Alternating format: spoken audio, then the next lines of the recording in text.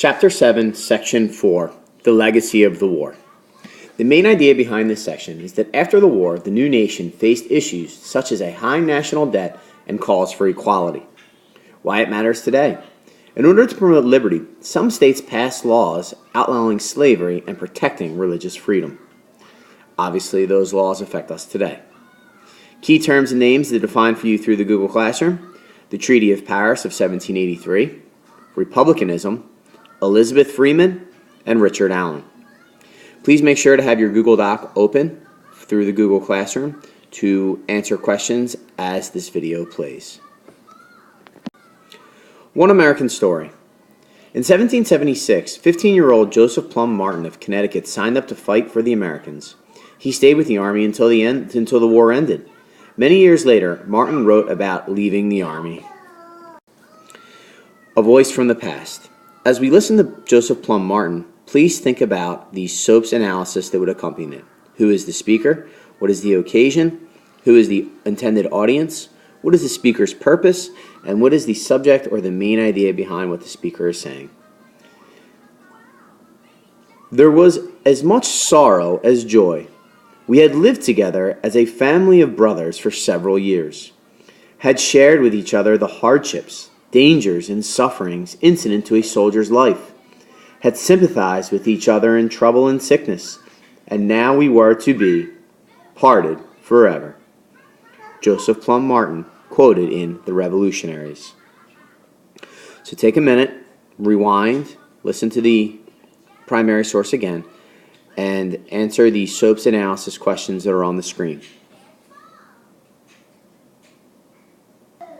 So you should have been able to identify that the speaker was Joseph Plum Martin.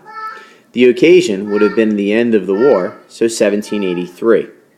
His audience, if it's written in a journal, would most likely have been himself, or he could have been intentionally keeping a record for history. So his intended audience could have been, as we might say, posterity.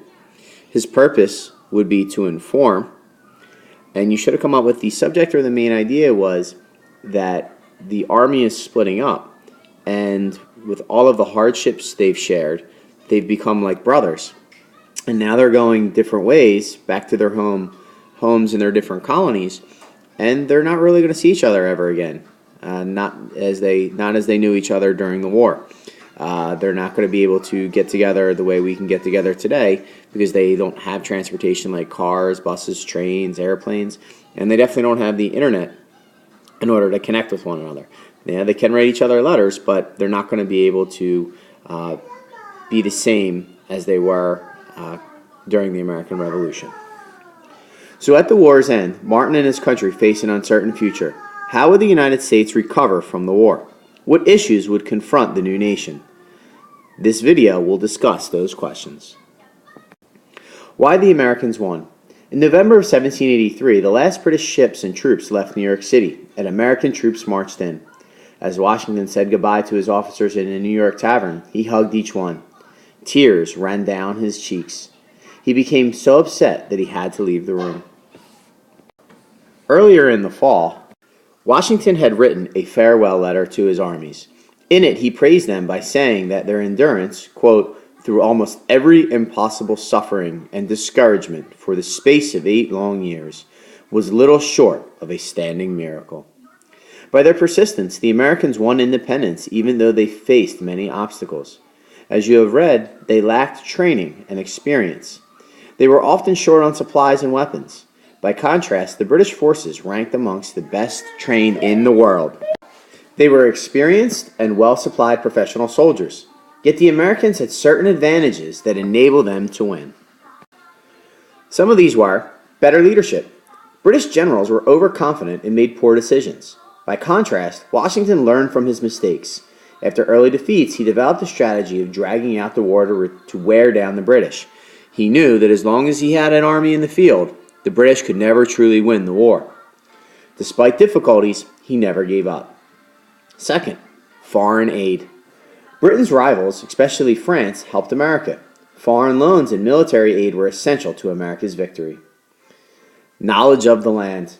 The Americans knew the land where the war took place much better than the British did, and they used that knowledge very well. The British could control coastal cities, but they could not extend their control into the interior or the American wilderness. Finally, motivation. While the British were fighting for a paycheck, the British soldiers were, the Americans had more of a reason to fight. At stake were not only their lives, but also their property, their families' lives, and their dream of liberty. The Treaty of Paris. As the winners, the Americans won favorable terms in the Treaty of Paris of 1783, which ended the Revolutionary War. The treaty included the following 6 conditions. Number 1, the United States was independent. Obviously, that's most important. 2, its boundaries would be the Mississippi River to the west, Canada to the north, and Spanish Florida to the south. Third, the United States would receive the right to fish off Canada's Atlantic coast near Newfoundland and Nova Scotia, which can be found here. The reason why this is important is because, as we've studied in the New England region, most of their economy was based around the fishing industry and the whaling industry as well. So this would be incredibly important for the Americans to be able to fish there in order to keep their economy bolstered. And since the British still owned Canada, they would need the permission of the British in order to continue to fish there. Fourth, each side would repay its debts owed to one another. 5. The British would return any enslaved persons they had captured. 6. Congress would recommend that states returned any property they had seized from the Loyalists. Neither Britain nor the United States fully lived up to the treaty's terms. Americans did not repay the war debts they owed the British merchants or return Loyalist property. For their part, the British did not return runaway slaves. They also refused to give up military outposts in the Great Lakes areas, such as Fort Detroit. History through art. The American painter Benjamin West began a portrait of the men who negotiated the Treaty of Paris, but the British officials refused to pose, so West never finished the painting. From left to right are the American officials John Jay, John Adams, Benjamin Franklin, and 2 others. What does this painting reveal to you about the British response to losing the war, since they refused to pose for this painting? This is the end of Chapter 7, Section 4, Part 1. Please make sure to have completed any questions that have been answered for you through this video.